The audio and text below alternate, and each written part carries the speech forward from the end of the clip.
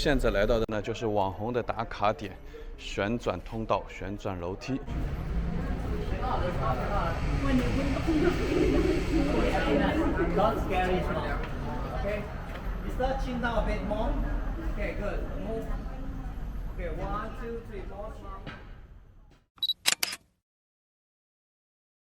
刚才啊，我们就是从门口这条富康宁路进来的。那么富康宁路的起点呢，就是新加坡国家博物馆，靠近乌节路。在我们前面的那个屋子呢，就是伊斯干达沙的圣墓了。他是新加坡王朝的最后一位苏丹，也就是国王。在1299年，塞尼拉乌塔玛来到新加坡以后呢，他就在富康宁山上建立了皇宫。5代国王前后100年，他们整个居住在这里。那么在我身后的呢，就是伊斯干达沙的圣墓了。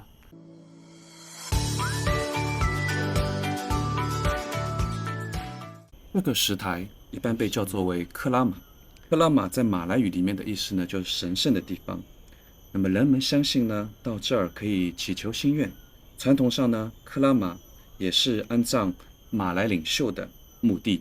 伊斯干达沙原名叫做拜里米苏拉，他在逃亡到马六甲后建立了马六甲王朝，后来迎娶回教公主，所以改信了回教，并且改名为苏丹伊斯干达沙。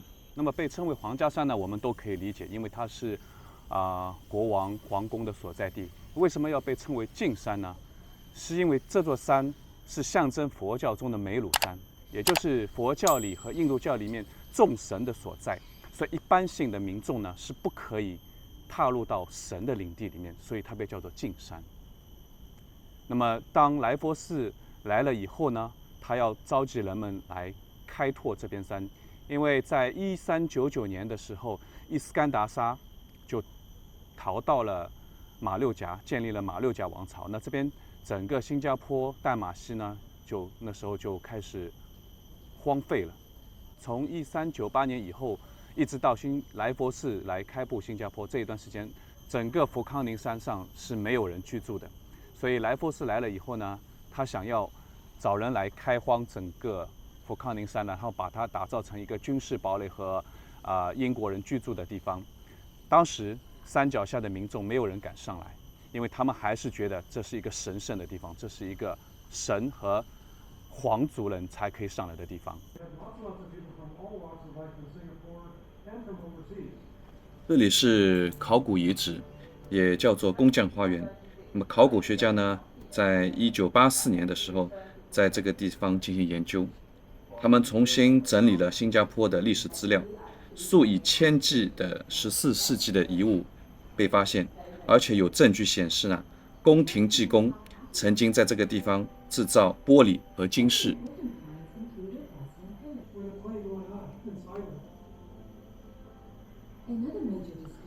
在这个考古遗址也发掘出了很多中国的瓷器、陶瓷，也证明了在14世纪的时候，中国已经和东南亚这里已经有了贸易往来。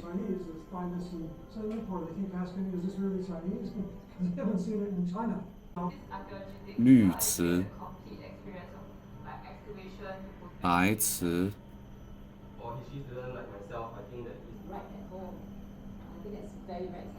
日本的瓷器，19世纪发现后期的欧洲瓷器。这就是元朝航海家汪大略岛夷志略所记载的淡马锡。淡马锡就是现在的新加坡。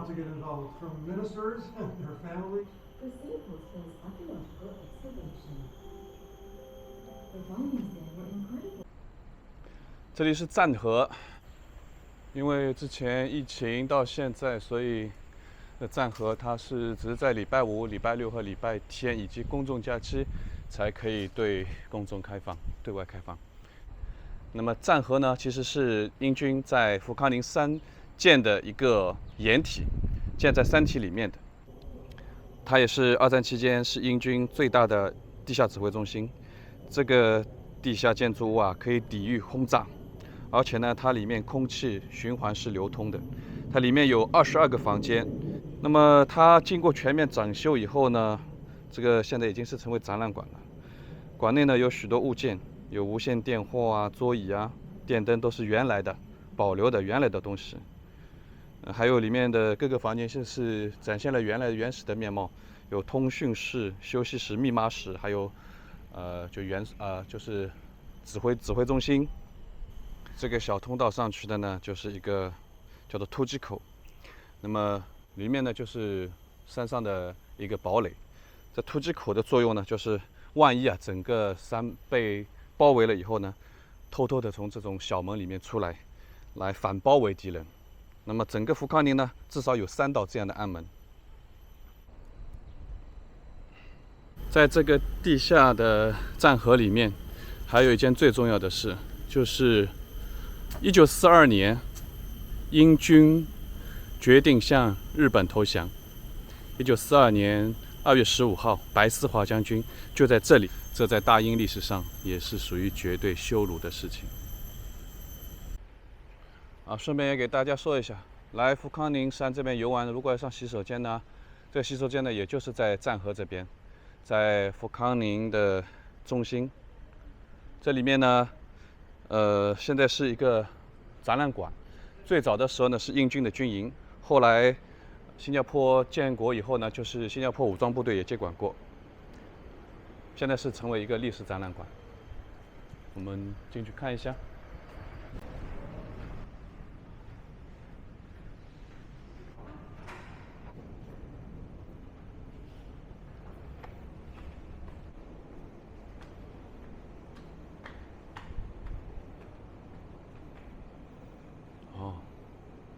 这边我也是第一次来。这里就可以是看到整个福康宁山的全景了。我们现在是在这栋楼里面。我们是从后面进来的。那么它的前面呢，就是旧基督会坟场。这里呢是每个周末都会在进行露天音乐会。以前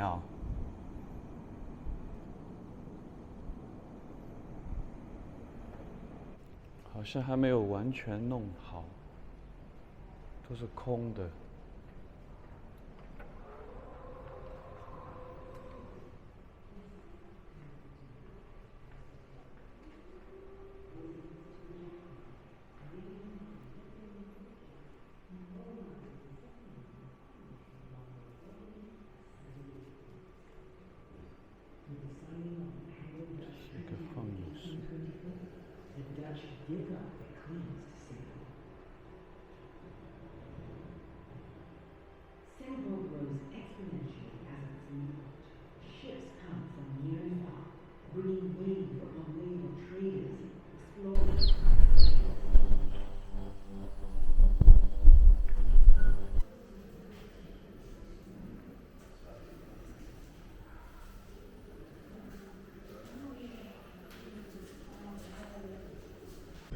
这间还是空的，还没有布展好，下次再来。那我们现在呢，就到了福康宁山上可以供游人上来的最高点了。前面呢就是堡垒的入口，像城头城墙。那我们现在的位置呢，其实已经是在堡垒里面了。以前是必须要从我前面这个堡垒的入口进来的。现在因为变成景点了嘛，所以都开放了，就可以从后山直接上来。不然的话，只有唯一的通道，从这个里进入。以前还设置了警卫和守卫，对进来的人员车辆都要进行检查。穿过了这扇门，就好像打开了一个历史尘封的记忆。在这个大门的后侧，偷偷的告诉你，有一个小门，从这个小门进去呢，就可以到这个城墙的顶部了。这个小楼梯，哇，很窄的，只可以一个人通过，楼梯也很陡。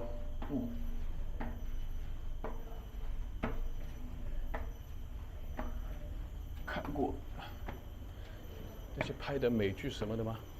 到城墙的顶部。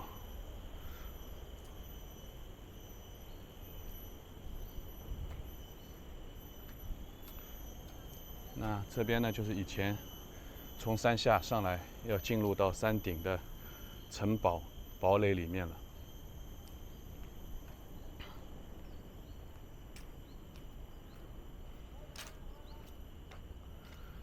这里就是进入城堡了。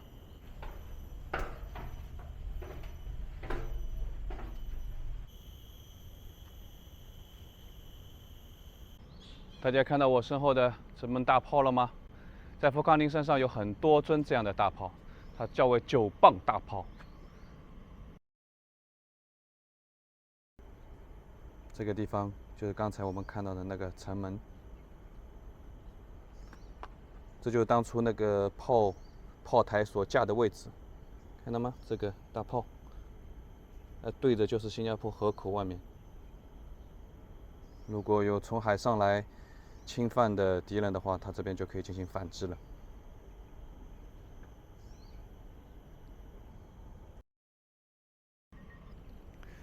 在福康宁山上的这些大炮啊，当初是为了抵御从新加坡河口，也就是新加坡海峡过来的外来侵入力量而设置的。当然，其实它一炮都没有打过，没有起到任何作用。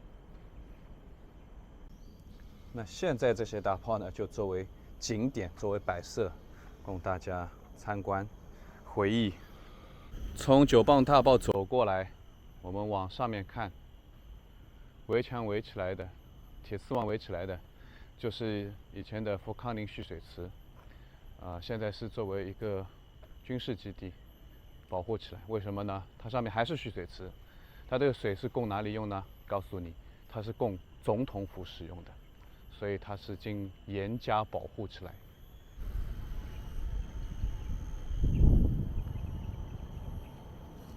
这片广场以前就是旧基督教坟场了。那边还有几个墓碑，你看到吗？然后大部分的墓碑都已经移走了，少数的呢就安装在这2侧的围墙上面。在这片墓碑里面，还有一位是加拿大总理特鲁多的曾祖母，她是第1任驻扎官法夸尔的女儿，也就是同莱佛士爵士一起踏上新加坡这片土地的随行官员，第1任驻扎官法夸尔。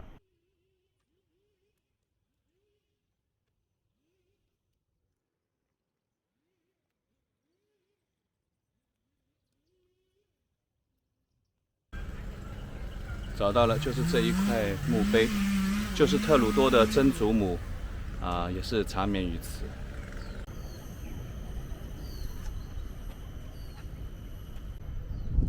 在这片旧基督教坟场墓地呢，有2个哥特式的大门，它是由格里门所设计的，上面的一个十字架和3个 IHS。IHS 呢是希腊文耶稣的意思。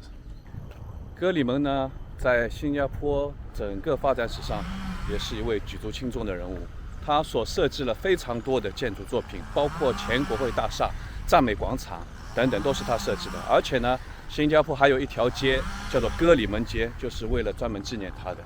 穿过基督教坟场墓地呢，我们就来到香料园。当初欧洲列强为什么要来亚洲？其实最早的目的呢，他们是为了香料，所以一直有香料贸易和香料战争这2个称呼。当初的香料，它堪比黄金，或者说有许多香料呢，它比黄金还要贵。那么，其实新加坡第1个植物园呢，就是在福康宁山以及它的周边建了第1座植物园。那么香料花园就是它其中的一部分。在这里呢，英国人试种了很多的香料，然后成功了以后呢，就把它大面积的种植、大面积的播种。那么现在福康宁山的这个香料园呢，其实就是浓缩和精华了一些本地的种植的香料，包括有丁香啊、肉豆蔻啊、肉桂啊，以及胡椒啊、黄姜啊这些各种各样的香料物种在这边都有展示。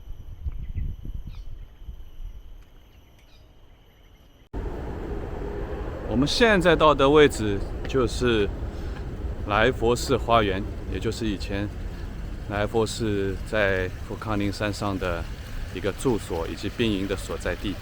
大家看到前面这个旗帜了吗？来佛寺率人把富康宁山建成以后，也就是建了堡垒啊、兵营以后呢，也在这里设立了这样的一个通讯旗杆。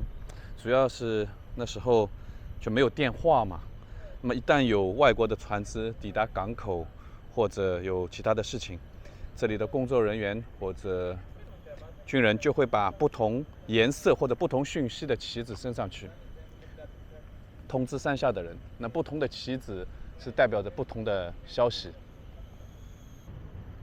大家看到这个球吗？这个球叫做报时球，也是在旗杆这样的上面，远眺就能看到。那么这个报时球呢，顾名思义就是报时间的啦。当初呢，每天中午12点55分上升起来，然后到1点的时候撤下。那么也是为了方便人们核对时间，因为那时候手表或者时钟是很稀罕的东西。所以其实桑尼拉乌塔玛来到了淡马锡这个海滨小城以后呢，他建立了新加坡王朝，经历了5任国王。在1398年的时候，其实新加坡王朝就灭亡了。那么直到1819年，来佛寺爵士踏上了新加坡，开埠新加坡。所以其实新加坡整个一个发展的历程，也只是刚刚200年过一点点。那么在这个200多年里面呢，新加坡也经历了殖民地时代，包括是东印度公司，然后脱离东印度公司的殖民，直属英国殖民地。然后呢，新加坡脱离英国殖民地独立之后呢，并入马来西亚，在经过2年时间又脱离马来西亚，独立建国。1965年8月9号独立建国。所以小小的新加坡也经历了风风雨雨，前后的历史虽然不长，但是却很让人寻味。这间屋子就是来佛寺爵士在富康宁山上的住所。来佛寺爵士一共来新加坡来过3次，第一次就是1819年的时候签订开埠新加坡的合约。那么他第3次来呢，住的时间比较久，是1822年的10月份来的，到来年的6月份才离开新加坡。8月份呢，他就回英国去了。自此以后呢，就再也没有来过新加坡。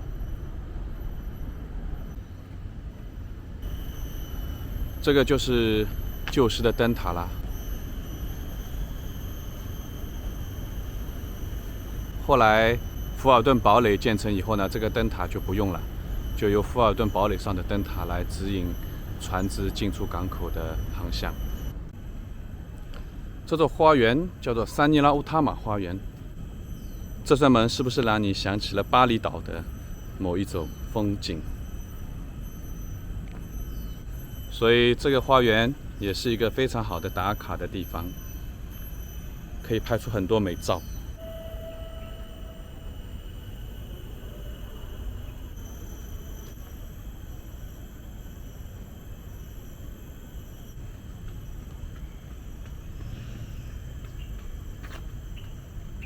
这栋建筑就是新加坡婚姻注册局，全岛独此一家，别无他处。所以全新加坡的人想要结婚注册的话，都必须来这里。那么富康宁山呢，也成为大家拍婚纱照的最好的场地之一。